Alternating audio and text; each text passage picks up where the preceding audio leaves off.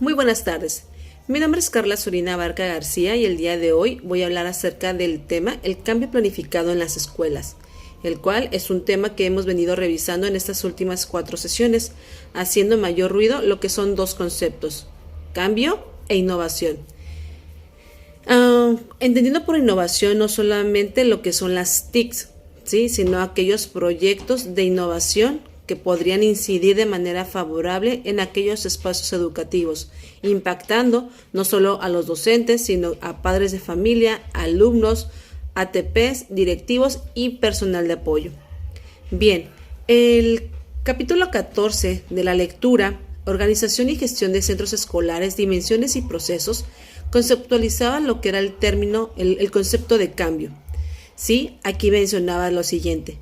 Podemos conceptuar el cambio como la solución a un problema, esto es, la acción o conjunto de acciones que contribuyen a reducir la diferencia entre la situación percibida y la situación deseada.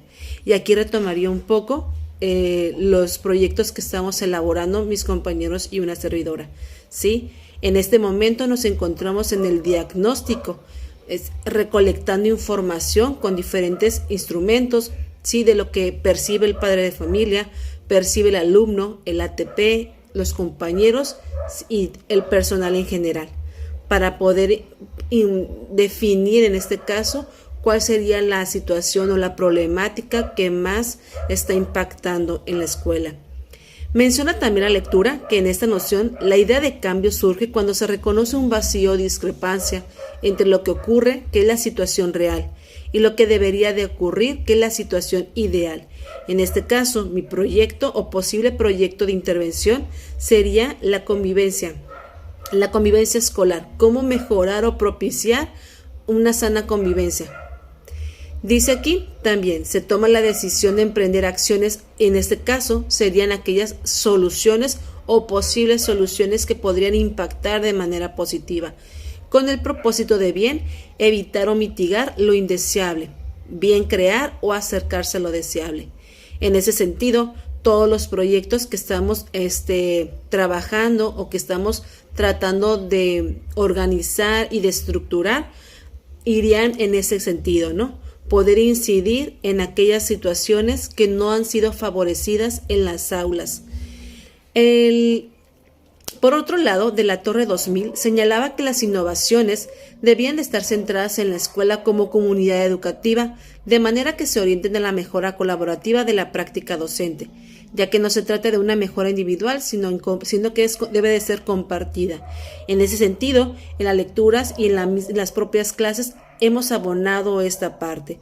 No trabajar de forma individual, de forma aislada, sino de manera colaborativa para que este proyecto pueda beneficiar no solamente al grupo de sexto A en específico, sino que pueda abarcar a toda la comunidad estudiantil.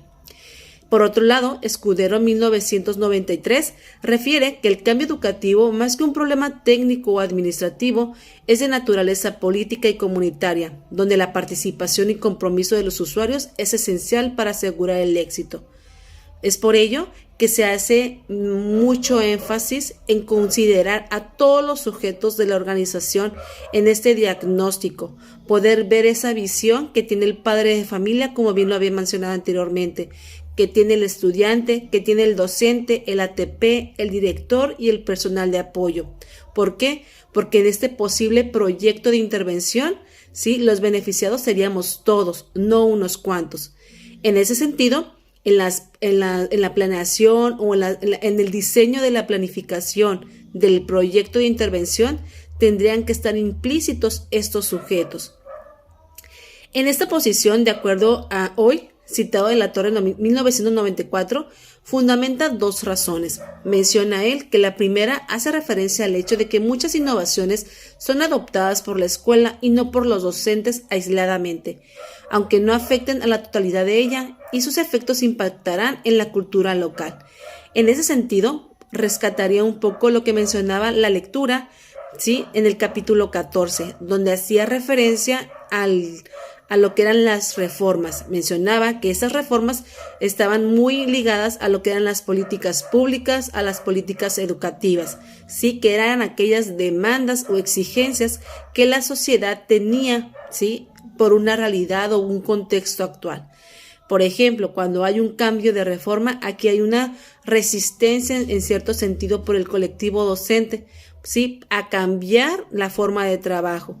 Mencionaba una de las lecturas que en muchas ocasiones nos encontramos renuentes, ¿sí? O en determinado momento hacemos ajustes, pero realmente no nos basamos en lo que la nueva reforma o el nuevo plan me está solicitando. Entonces, aquí sería muy necesario que el docente, desde su propia práctica, haga una reflexión, ¿sí? Una reflexión para poder realizar o llegar a este cambio, porque sin ellos, pues realmente no podría darse. Bien, en ese sentido también rescataríamos lo que mencionaba la lectura en el capítulo 14, hablaba acerca también de lo que era la innovación, como bien lo mencioné en esos momentos, ¿no? Esos cambios que podrían trascender. Hablaba acerca, decía que el cambio como reforma, dice que está motivada social y políticamente, ya que responde a las demandas y necesidades de la sociedad actual a un momento histórico determinado. Dichas reformas están sostenidas por políticas y regulaciones formales, legitimadas por el Estado de Derecho, motivo por el cual suelen asociarse a cambios de carácter impuesto. ¿Sí? En ese sentido, por ejemplo, la reforma viene a imponer, ¿sí? Y es de manera general. No puede solamente una escuela modificar, sino que tendría que hacerlo de manera general, todos. Dice que los cambios que se implantan sin contar con su aceptación o rechazo, lo que pudiera provocar reacciones negativas, ¿sí? Sabotamientos o en este caso aplicación de forma superficial o inadecuada, que era lo que mencionaba hace unos momentos, cuando un maestro, cuando el colectivo, la escuela como tal no asume, ¿sí? Que los cambios o paradigmas ya están cambiando. En el caso del cambio como innovación, pues aquí decía que la innovación puede ser promovida o facilitada externamente por su contenido sustantivo. Será determinado por los centros escolares o por los profesores, tanto individual o grupalmente considerados. Para ello será necesario contar con la aceptación y movilización de los miembros involucrados. Aquí decía que para poder innovar tendríamos que trabajar esta parte, ¿no? El trabajo en equipo, la cultura organizacional tendría que cambiar de manera longitudinal, por así mencionarlo.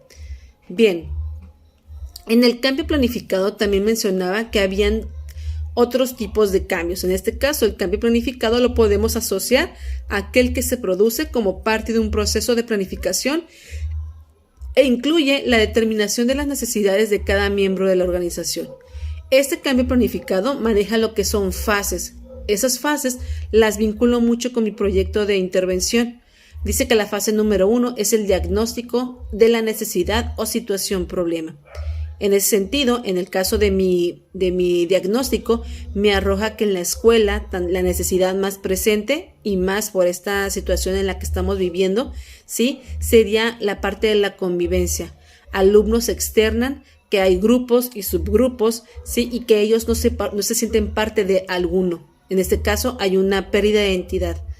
En la fase 2, que sería la planificación de la acción, aquí sería necesario que una vez ya identificado la problemática, se empiecen a realizar acciones, ¿sí? A planificar. ¿Qué voy a hacer yo para poder impactar o incidir en esa situación que está permeando? Y recordemos que una problemática pues incide, ¿sí? En lo que es el rendimiento académico, en que el alumno desee continuar estudiando, rinda de manera adecuada y oportuna. En la fase de la planificación menciona, la planificación de la acción se caracteriza por la decisión de llevar a cabo el cambio, elegir los puntos focales, las alternativas y los medios de acción. Aquí será necesario considerar los recursos, el tiempo, ¿sí? Y los elementos que hay en ese contexto en específico. Dice que esta fase corresponde al diseño de la intervención, en que se establecen metas, estrategias y tácticas para actuar en la situación que se desea cambiar.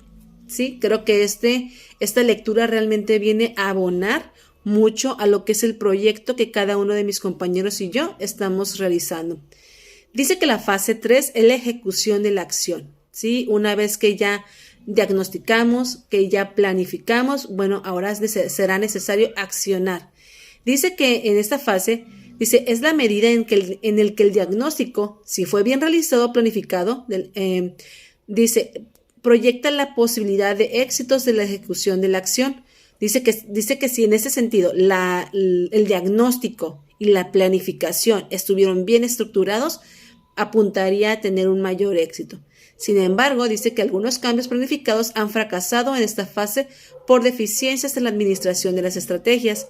Aquí retomaría un poco lo que trabajamos en esos momentos con la doctora Rubí, ¿sí? Donde ella nos habla de la importancia de hacer como esa triangulación de datos para determinar si mi diagnóstico esto es completamente certero y es viable. Dice que es necesario contar con cierta habilidad de quienes habrán de ejecutar el plan de acción, los cuales deberán haber previsto mecanismos de control para verificar en forma periódica si el plan de acción es respetado o no y si la experiencia adquirida indica que va por buen camino y que sigue los objetivos. En ese sentido, es muy importante estar de la mano con lo que son los directivos de la escuela, ¿no? Con aquellos sujetos que van a venir a sumar a este proyecto. En este caso, si el proyecto se hace de manera general, tener como esa evaluación o seguimiento, en este caso con nuestros compañeros docentes, ¿sí? Y si el director, ATP o el personal, en este caso, que cuente con mayor autoridad, pues contamos con su apoyo. La siguiente fase menciona que es la de la evaluación. Dice que aunque la evaluación corresponde a la última fase, es conveniente contar con mecanismos de retroalimentación que operen durante el procedimiento del cambio planificado. La evaluación deberá estar centrada tanto al nivel de los resultados como de los procesos y contenidos. Dice aquí, a nivel de los contenidos, la evaluación se orienta a averiguar si las estrategias, técnicas, acciones fueron las más adecuadas para implantar la solución. Algo que me quedó bien presente fue en los primeros cuatrimestres, ¿no? Cuando nuestra asesora, tutora, nos mencionaba la importancia, ¿no?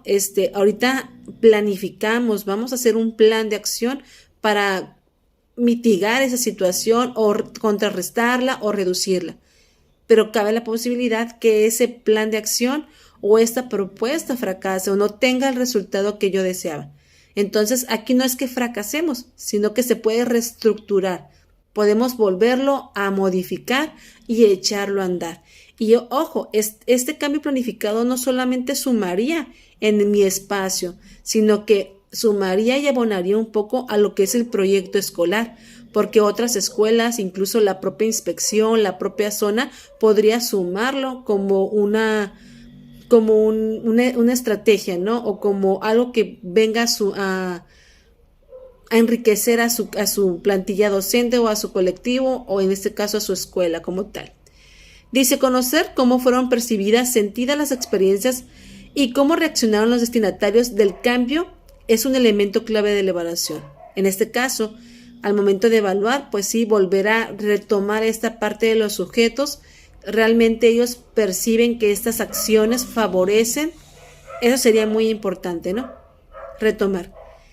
Y pues yo estoy totalmente de acuerdo que este tema viene a sumar, viene a abonar, viene a aterrizarnos, viene a consolidar un poco, sino es que mucho todo lo que hemos venido trabajando. Entonces, creo que es muy importante retomarlo y llevarlo de la mano cuando estemos ya en la estructuración de nuestro proyecto de intervención. Muchas gracias.